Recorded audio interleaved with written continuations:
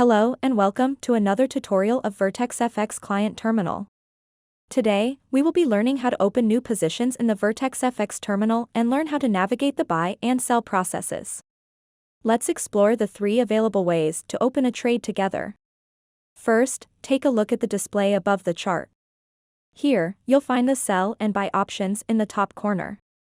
It's as simple as clicking on S at the left for a sell position or on B at the right for a buy position.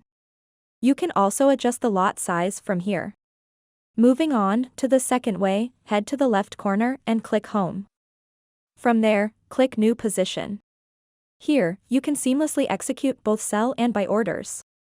The third way would be to navigate to View and click on Market Watch. Here, you'll find a variety of currencies. Choose the currency you want to trade and right-click on it to reveal the trade symbols. From there, you can execute both buy and sell orders effortlessly. That's it for this tutorial. I hope you found this tutorial helpful. Thanks for watching. Like this video. And subscribe to the channel, don't forget to turn on the notifications.